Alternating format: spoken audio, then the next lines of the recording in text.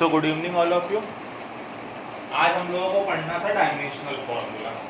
कल हम लोगों ने पढ़ी थी एसआई यूनिट। एसआई यूनिट में हमने क्या पढ़ा था? मास के लिए किलोग्राम आता है, लेंथ के लिए मीटर आता है और टाइम के लिए सेकंड आता है। डायमेंशनल फॉर्मूला में मास के लिए m आता है, लेंथ के लिए l आता है और सेकंड के लिए टाइम आता है। आपके इसमें फोर्थ कॉलम खाली रह गया था डायमेंशनल फॉर्मूला वाला, तो वो इस m l t से पूरा हो जाएगा। वो इस m l और t से क्या हो जाएगा? पूरा। कैसे पूरा हो जाएगा? किसी की ऐसा यूनिट की फॉर एग्जांपल किलोग्राम मीटर पर सेकंड, तो किलोग्राम मतलब मास, मास के लिए m, मीटर मतलब लेंथ मतलब l, सेकंड मतलब टाइम मतलब t-1। किसी की यूनिट थी मीटर पर सेकंड, उसमें मास आ रहा था क्या?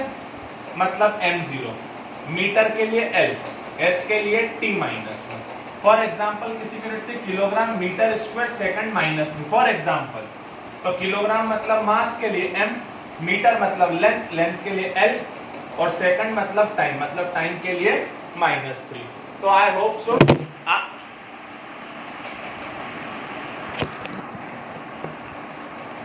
होप सो आप लोग ये डायमेंशनल फॉर्मूला वाला वर्क पूरा खत्म कर लेंगे। जैसे ही आप लोग डायमेंशनल वाला पूरा वर्क खत्म कर लें, उसके बाद मेन चीज आती है अपने इसमें एप्लीकेशन ऑफ डायमेंशनल फॉर्मूला। क्या आता है? Application of dimensional formula. तो बेटा है ना, पहले टेस्ट में जो भी आपके स्कूल में होगा, एप्लीकेशन ऑफ डायमेंशनल फॉर्मूला मतलब 100% एक क्वेश्चन। तो application of dimensional formula 3 application होती है। पहली एप्लीकेशन होती है to check the consistency of the equation. To check the consistency of the equation. क्या पढ़ रहे हैं अपन लोग? Application of dimensional formula. तो पहली होती है to check the consistency, to check the consistency of equation. तो किसी भी इक्वेशन की कंसिस्टेंसी चेक करने के लिए क्या यूज होता है? Dimensional formula. अब कंसिस्टेंसी मतलब क्या होता है समझने की कोशिश करना। जैसे आप सब लोगों ने 9th में पढ़ी थी equation of motion, v = u + at। Consistency ये बोलती है कि जो इसका डायमेंशनल फॉर्मूला हो वही इसका डायमेंशनल फॉर्मूला हो और वही इसका डायमेंशनल फॉर्मूला हो। क्या बोलती है कंसिस्टेंसी? समझ में आया? जैसे आपने पढ़ा s = ut + ½ at²। तो जो इसका डायमेंशनल फॉर्मूला हो वही इसका। थर्ड इक्वेशन क्या पढ़ी थी? v² = u² + 2s। मतलब जो इसका डायमेंशनल फॉर्मूला वही इसका डायमेंशनल फॉर्मूला, वही इसका डायमेंशनल फॉर्मूला। मतलब इनके डायमेंशनल फॉर्मूले कैसे होना चाहिए? सेम होना चाहिए। कैसे होना चाहिए? सेम। इसी चीज को अपन लोग बोलते हैं कंसिस्टेंसी ऑफ इक्वेशन। तो अब हमको डायमेंशनल फॉर्मूले से इनकी कंसिस्टेंसी क्या करनी है? चेक करनी है। क्या करनी है? इनकी कंसिस्टेंसी चेक करना है। तो एक एक करके हम कंसिस्टेंसी चेक करेंगे, समझने की कोशिश करना। कहीं पे लिखा हुआ है, आप इसकी कंसिस्टेंसी चेक करो, v² = u² + 2s। तो सबसे पहले आप डायमेंशनल फॉर्मूला ऑफ v² निकालेंगे। क्या निकालेंगे? Dimensional formula of v²। v मतलब वेलोसिटी। सबसे पहले वो टेबल कंप्लीट करना, फिर आगे का वीडियो देखना। तो वेलोसिटी का डायमेंशनल फॉर्मूला, तो वेलोसिटी का डायमेंशनल फॉर्मूला, वेलोसिटी की यूनिट क्या होती है? मीटर पर सेकंड। मास नहीं आ रहा है मतलब m0, मीटर मतलब l है, l1, सेकंड इनवर्स मतलब t-1। तो इसका dimensional formula m0 l t-1 का होल स्क्वायर मतलब m0 l² t-2। ये डायमेंशनल फॉर्मूला काय का हो गया? v² का। ऐसा कैसा डायमेंशनल फॉर्मूला काय का निकालेंगे? u²। तो बेटा u भी तो वेलोसिटी होती है, v फाइनल वेलोसिटी होती है और u कौन सी वेलोसिटी होती है? Initial velocity. तो इसका डायमेंशनल फॉर्मूला भी सेम, स्क्वायर करेंगे l2 t-2। अब डायमेंशनल फॉर्मूला काय का? 2as का।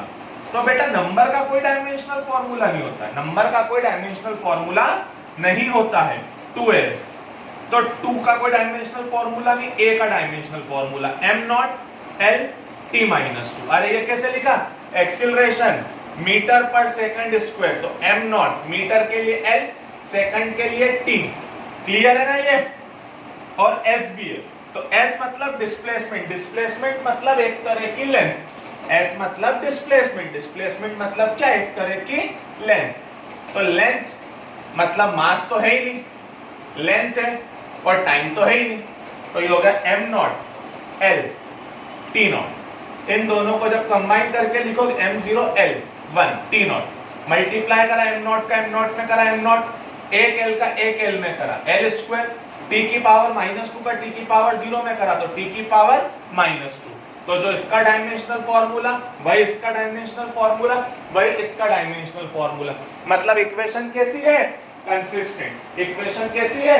कंसिस्टेंट। तो सबसे पहला जो अपना एप्लीकेशन रहता है वो यही रहता है कि इक्वेशन की क्या चेक करनी है हम लोगों को? कंसिस्टेंसी। कोई बात नहीं, एक और करते हैं।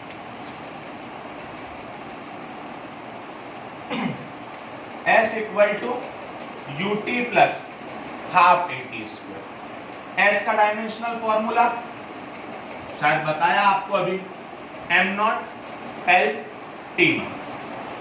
ut का डायमेंशनल फॉर्मूला, तो ut का डायमेंशनल फॉर्मूला, तो u का कितना? m नॉट l t -1, और t का कितना? t मतलब खाली टाइम, मतलब मास भी नहीं, लेंथ भी नहीं, खाली टाइम। बेटा नहीं आया तो आप मेरे को पर्सनली मैसेज करें, कॉल करें, पर समझने की कोशिश करें।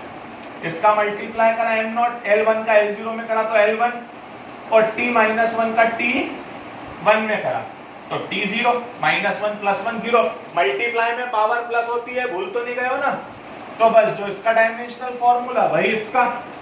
ऐसे डायमेंशनल फॉर्मूला काय का निकालेंगे? हाफ at स्क्वायर, नंबर का तो होता नहीं है, a का m0 l t -2, और t का तो t, और स्क्वायर है, t का t मतलब वही m0 l0 t का स्क्वायर, तो ये स्क्वायर अंदर जाएगा तो वही ये t स्क्वायर हो जाएगा, और इसका मल्टीप्लाई करोगे तो वही आ जाएगा m नॉट l8 t -2 का t + 2 में करा तो कितना आ जाएगा? t0। मतलब तीनों का डायमेंशनल फॉर्मूला कैसा है? सेम। और अगर डायमेंशनल फॉर्मूला सेम है तो इक्वेशन कैसी होगी? कंसिस्टेंट। क्या पढ़ रहे हैं अपन लोग? इक्वेशन की कंसिस्टेंसी चेक करना। क्या पढ़ रहे हैं हम लोग? इक्वेशन की कंसिस्टेंसी चेक करना। आगे सुनना। अब ऐसे क्वेश्चन आते हैं कि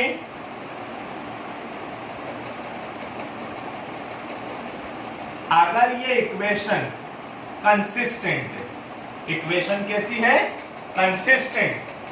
f यहां पर फोर्स है, t यहां पर टाइम है, तो आप a और b का डायमेंशनल फॉर्मूला निकालो। काय का डायमेंशनल फॉर्मूला निकालो? a और b का। समझना अच्छे से बेटा। अगर इक्वेशन कंसिस्टेंट है तो जो इसका डायमेंशनल फॉर्मूला होगा वही इसका होगा और वही इसका होगा। मतलब dimensional formula of f, df नहीं लिखोगे, साइन बनाओगे तो भी समझ में आता है dimensional formula equal two dimensional formula of a into T. यहां पर a एक्सीलरेशन भी, अगर कंफ्यूजन हो रहा हो तो उसकी जगह c बना लो बस। f का डायमेंशनल फॉर्मूला आप लोग लिख चुके होंगे, पता है ना कैसे निकाला था? Mass into acceleration, kilogram. Acceleration unit metre पर सेकंड स्क्वायर, मास के लिए m, मीटर के लिए l, इसके लिए t -2। बेटा सबसे पहले वो टेबल कंप्लीट करना, उसको अच्छे से पढ़ना, तभी आगे बढ़ना, नहीं तो है ना मेरी बातें कुछ भी समझ में नहीं आएगी। f का dimensional formula m l t -2, c का निकालना है, इस t का m not l not t, इधर मल्टीप्लाई में उधर जाके डिवाइड, तो नॉट नॉट से तो कोई मतलब ही नहीं है, m l t उधर डिवाइड में जाएगा तो ये हो जाएगा m l t -2 upon m not l not t equal to c। तो ये पावर 1 ऊपर जाके माइनस में जाएगी तो ये हो जाएगा m l t -3। ये हो गया डायमेंशनल फॉर्मूला c का। c का आ गया। अब हमको काय का निकालना है? b का। तो b का डायमेंशनल फॉर्मूला कैसे निकलेगा? वही अगर इक्वेशन कंसिस्टेंट है तो जो f का डायमेंशनल फॉर्मूला होगा वही होगा b t स्क्वायर का। तो f का डायमेंशनल फॉर्मूला वही ml t -2, b का निकालना डायमेंशन, इसका t का dimensional formula m not l not t square. वैसे नॉट नॉट वाली चीजें आप नहीं भी लिखोगे तो चलेगा, नीचे लाए तो ये b का डायमेंशनल फॉर्मूला यहां से आ जाएगा ml t-4। तो ऐसे क्वेश्चन जनरली एग्जाम में पूछे जाते हैं कि इक्वेशन कंसिस्टेंट है तो आप डायमेंशनल फॉर्मूला बताएं। इक्वेशन कंसिस्टेंट है तो आप क्या बताएं, है ना, इक्वेशन कंसिस्टेंट है तो आप a और b का क्या बताएं, डायमेंशनल फॉर्मूला। एक और क्वेश्चन अगर अपन लोग देखें तो यहां पर आपको देके रखा है है ना, यहां पर आपको देके रखा है काइनेटिक एनर्जी या कोई सी भी work done equal to a dot f। तो आप इस a का डायमेंशनल फॉर्मूला बताओ। ये कंसिस्टेंट है, इक्वेशन कैसी है, कंसिस्टेंट। तो बेटा जो वर्क डन का होगा वही काय का होगा, a इंटू एफ का। शायद आपको वर्क डन का डायमेंशनल फॉर्मूला कल बताया गया था। तो वर्क डन का डायमेंशनल फॉर्मूला होता है ml2 t-2, a का निकालना है। इसका डायमेंशनल फॉर्मूला होता है ml t-2। इधर मल्टीप्लाई उधर जाके divide upon ml t-2। m से m गया, t-2 से t-2 गया, 2 l में से 1 l गया तो 1 l बच जाएगा, मतलब m0 l1 t0। ये डायमेंशनल फॉर्मूला आ गया a का। बेटा यहाँ पर a कांस्टेंट है, एक्सीलरेशन नहीं है, ऐसा दिया हुआ है। तो आई होप सो आपको पहली वाली जो एप्लीकेशन थी वो काफी अच्छे से समझ में आई होगी। Thank you.